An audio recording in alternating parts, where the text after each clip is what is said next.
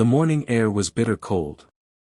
Frost clung to the roads, and the city skyline was still veiled in fog. On the edge of town, a young man named Ilyas wrapped an old cloth around his injured foot. The wound was raw, a gash he had gotten working at a brick kiln a week ago. No medicine, no treatment. Just grit and determination. Today was a turning point. His younger brother Omar was about to be expelled from school for unpaid fees. And their home hadn't seen a warm meal in days. So Ilyas made a decision: he would walk 10 miles. Barefoot. Through freezing wind and rough gravel. To the city. To a factory that was rumored to be hiring. He limped along with a limp born of both pain and purpose. His clothes were worn, his body trembling, but his eyes held one thing: hope. When he finally arrived at the factory gates, he looked like the kind of man most people would avoid. Mud-caked feet.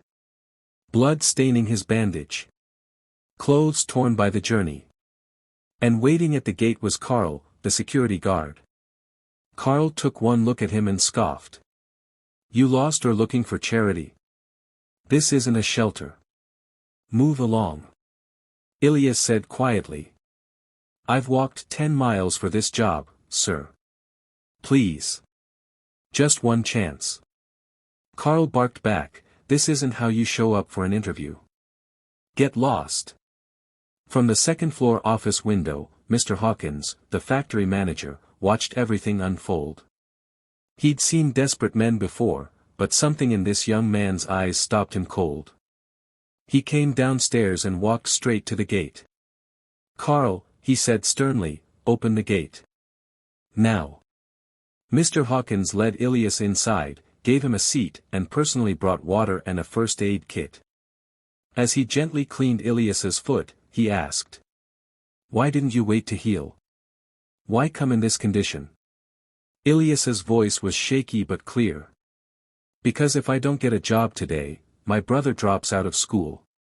He's smart, sir. He wants to be someone. I just want to help him get there." There was a long pause. Then Mr. Hawkins smiled. "Come in tomorrow. We'll start you on the floor. Let's see what you can do." Ilyas didn't waste a second. He showed up early. Worked late. Took every task with pride. He wasn't the strongest or the fastest, but his heart outworked everyone. Within months, he was promoted to team lead. Within a year, he became the youngest supervisor in the factory's history. But his proudest moment? Omar started going to school. Ilyas bought him a uniform. A backpack. He walked him to school every day, whispering, "Study hard, brother. One day, you'll stand where I couldn't." Years passed. Omar graduated with honors. He earned a degree. And when a position opened at the very factory where his brother worked, he applied. During the interview, the panel asked, "Tell us something about yourself." Omar smiled and said, "My name is Omar. I'm the younger brother of Ilyas, the man who once walked here barefoot, bleeding, just for a chance." Mr.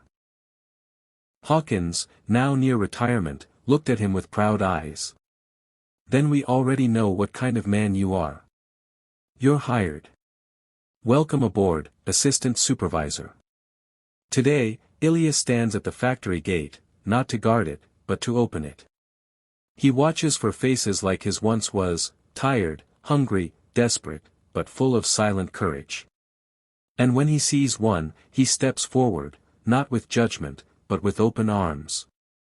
Because he remembers what it felt like to be on the outside, praying for a chance.